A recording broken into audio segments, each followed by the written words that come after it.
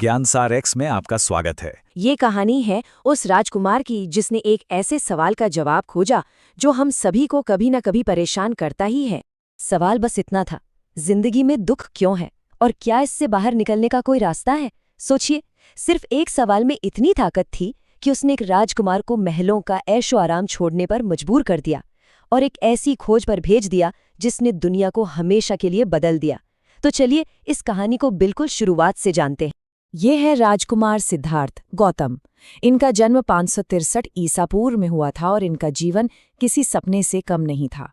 उनके पिता राजा शुद्धोधन ने उनके चारों ओर एक ऐसी दुनिया बना दी थी जो हकीकत से कोसों दूर थी। एक ऐसी दुनिया जहां बुढ़ापे, बीमारी या दुख का कोई नामो निशान तक नहीं था।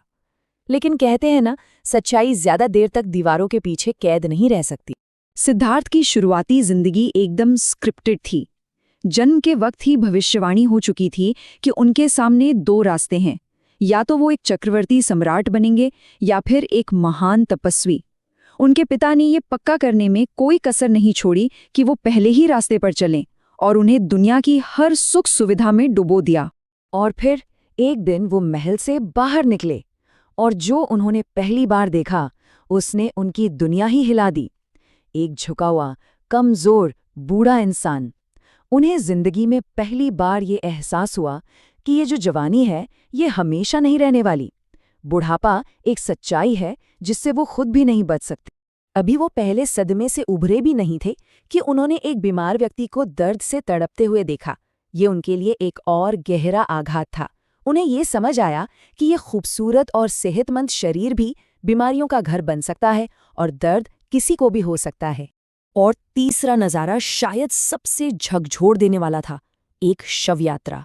सिद्धार्थ ने पहली बार अपनी आंखों से मौत को देखा और समझा कि जिंदगी का अंत मौत ही है। बुढ़ापा, बीमारी और मौत, ये जीवन की वो कड़वी सच्चाइयां थीं जो उनसे अब तक छिपाई गई थीं।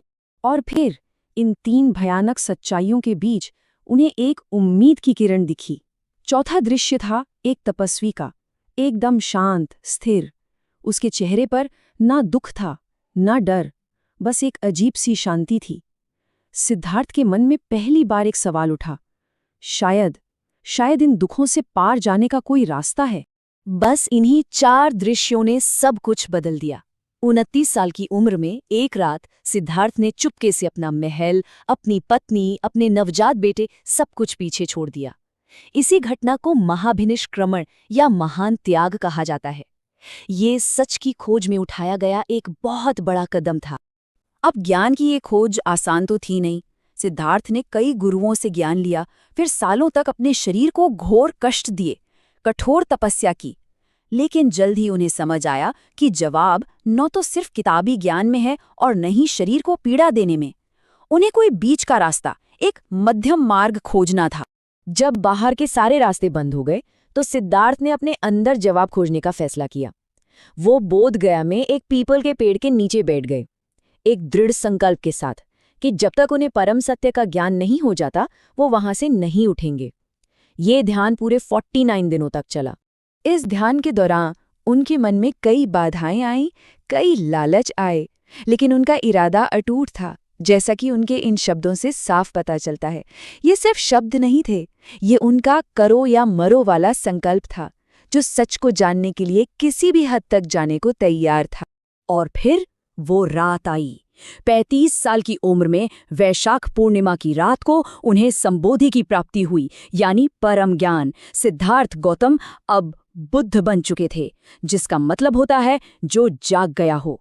लेकिन अब सवाल ये था कि इस ज्ञान का क्या किया जाए। बुद्ध ने इस ज्ञान को सिर्फ अपने तक नहीं रखा, वो सारनाथ गए।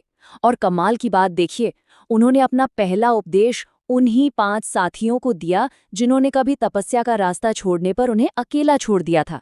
इसी घटना को धर्मचक्र प्रवर्तन कहा जाता है, यानी धर्म के पहिए को गति देना। तो आखिर उस पहले उपदेश में था क्या? उसका निचोड़ था 4 आर्य सत्य। ये बौद्ध धर्म की नींव है। पहला, जीवन में दुख है, ये एक सच्चाई है। दूसरा, इस दुख का एक कारण है, हमारी इच्छाएं, हमारा लगाव। तीसरा, अच्छी खबर यह है कि इस दुख को खत्म किया जा सकता है। और चौथा, इसे खत्म करने का एक प्रैक्टिकल रास्ता भी है। और दुख को खत्म करने का यही रास्ता अष्टांगिक मार्ग कहलाता है। ये कोई मुश्किल फलसफा नहीं, बल्कि जीने का एक प्रैक्टिकल तरीका है, जिसके 8 हिस्से हैं। इसे मध्यम मार्ग भी कहते हैं, मतलब ना तो महलों वाला भोग विलास और ना ही शरीर को तड़पाने वाली तपस्या। ये जीवन में संतुलन बनाने का रास्ता है। और इस रास्ते पर चलकर आखिर पहुंचना कहाँ है? मंजिल है निर्वाण। इसका मतलब है बुझ जाना। किस चीज का? हमारी इच्छा, नफरत और अज्ञानता की आग का। ये वो अवस्था है जहां परम शांति है और जन्म मृत्यु के चक्र से पूरी तरह से आजादी। बुद्ध के जीवन के इन बड़े पड़ावों को बौद्ध कला में कुछ खास प्रतीकों से दिखाया जाता है।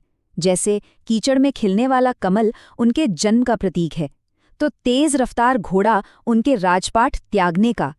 ये सिंबल्स बस तस्वीरें नहीं हैं, ये अपने आप में पूरी कहानी कहते हैं। अब देखिए, बुद्ध के बाद उनकी शिक्षाओं को समझने के तरीकों में थोड़ा फर्क आया और बौद्ध धर्म 2 बड़ी शाखाओं में बंट गया, हीनयान और महायान। आसान भाषा में कहें तो हीनयान का जोर व्यक्तिगत मुक्ति पर है, जबकि महायान का आदर्श है कि सभी प्राणियों की मुक्ति के लिए काम किया जाए। पूरे बौद्ध धर्म का ढांचा 3 मजबूत स्तंभों पर खड़ा है, जिन्हें त्रिरत्न कहते हैं। पहला बुद्धा, यानी रास्ता दिखाने वाले गुरु। दूसरा धम्मा, यानी उनकी शिक्षाएं, वो रास्ता। और तीसरा संघ, यानी उस रास्ते पर साथ चलने वाले लोगों का समुदाय। 80 साल की उम्र में बुद्ध ने अपना शरीर त्याग दिया, जिसे महापरिनिर्वाण कहा जाता है। लेकिन जाने से पहले उन्होंने अपने शिष्यों को जो आखिरी संदेश दिया, वो आज भी उतना ही ताकतवर है। उन्होंने कहा, अपद दीपो भव, यानी अपनी रोशनी खुद बनो, किसी और पर निर्भर मत रहो। तो बुद्ध की ये पूरी यात्रा हमें एक बहुत बड़े सवाल के सामने लाकर खड़ा कर देती है। अगर हर दुख की जड़ हमारी इच्छा ही है, तो आज की दुनिया में जहां हर तरफ हमें और ज्यादा पाने के लिए उकसाया जाता है, वहां संतुलन कैसे बनाया जाए? इस पर सोचना तो बनता है। अगर बुद्ध की इस असाधारण यात्रा से कुछ नया जानने या सोचने को मिला, तो इस प्रस्तुति को लाइक और शेयर जरूर करें। और ऐसे ही ज्ञानवर्धक विश्लेषण के लिए हमारे साथ जुड़े रहने के लिए चैनल को सब्सक्राइब करना न भूलें। देखने के लिए आपका बहुत बहुत धन्यवाद।